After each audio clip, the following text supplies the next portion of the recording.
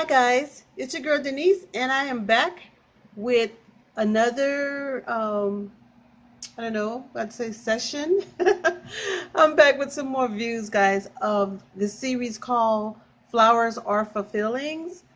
And this, unfortunately, is going to be the last week of this series, and I'm working on another series, a new series, for the beginning of the month, which will be November. I know everybody's probably gearing up for Halloweeny.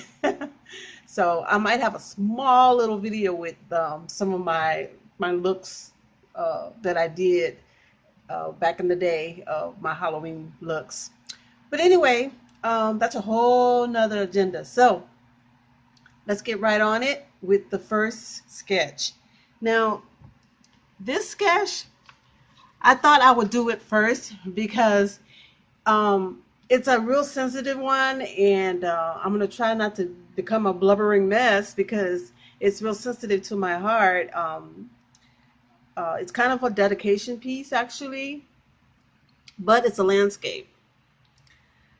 This is a sketch of my grandcat, I would say. And I did like a little dedication piece to him. Unfortunately, recently we lost him to cancer, and it's been pretty emotional for me to even talk about it, so I won't like linger on it too much. I'm just gonna share, a few facts about him, things I'll miss most about him, but I'm not gonna go too in depth to it because I need to finish the rest of the video. But I just kind of did this little sketch out of him because he had a thing about folding his arms all the time, and I just thought, my God, this cat acts like there's a human in there because he would do those type things. He liked cheese. Whenever we would order pizza and everything, he would be right there at the table like he's about to get a slice. So he was just so, human-like to me. And he made my baby girl, my oldest, he made her happy. It was like it was her baby. And I treated him as if he was my grandcat. And that's what I called him. His name was Seelan, and she named him that because of the way his fur looked, and his eyes were like seas, she said. And she had this cat since she was 16 years old. So unfortunately, she had him cremated, but they put him in a nice little, box, keepsake box for her, and she also had something monumental on her wall for him. But we have his memories, and we have a lot of them because, like I said, he was with us. We got him when he was so little. He was so small he could drink out of a bottle cap. That's just how tiny he was. But he grew up to be a big boy, and he basically was a part of the family. So rest in peace, Celine.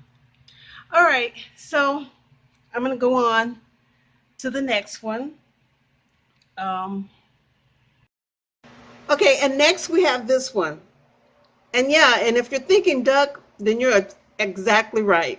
Yeah, these are called flying duck flowers. Yeah, and they're actually found in eastern and southern Australia. And it says they'll only grow in the wild because of their roots and the relationship that they have with the vegetation there.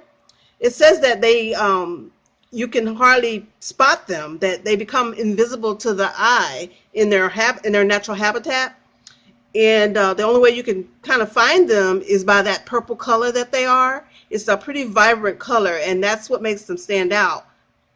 So I thought that was so unique. And if I were to run across one of these, I would definitely want to take it home. But they did say that you can't grow them, in your home, that they wouldn't survive because they're so used to a particular type of fungus in their natural habitat. So, but yeah, definitely a conversation piece, you know? So this next piece is quite the weird one. And just in time for Halloween, guys, I know you can kind of see. These are like skulls, right? Yeah, and that's exactly what they look like. They look like little skulls.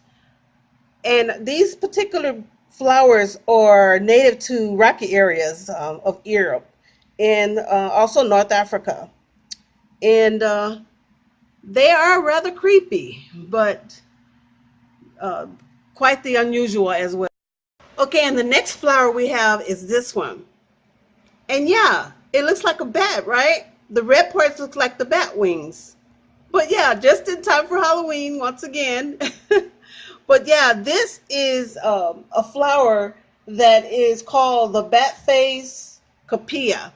Now I hope I'm pronouncing that correctly because it's spelled Cuphea, and so I'm sounding it out, and it's a bat face capilla.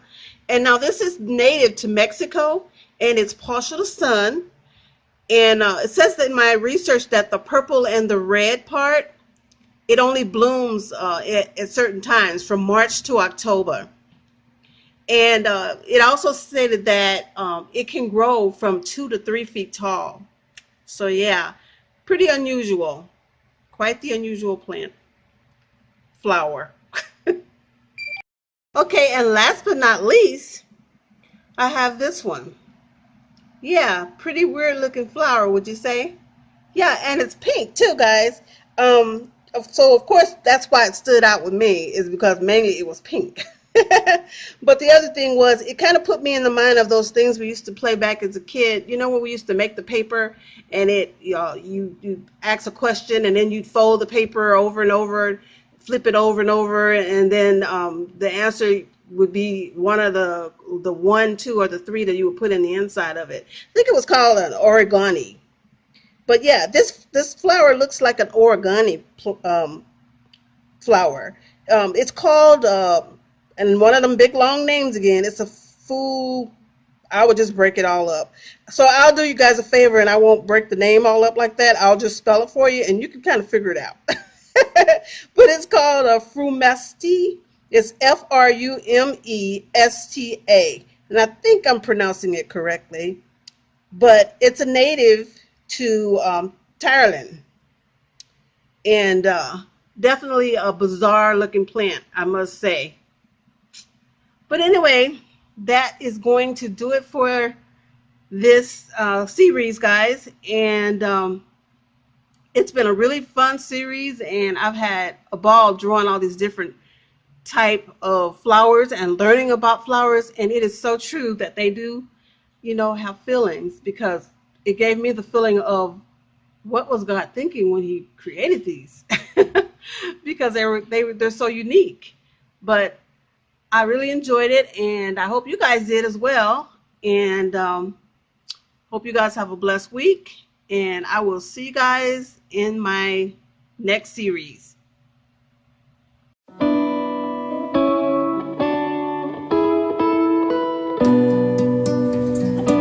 Look what I find at home. Sit in my chair.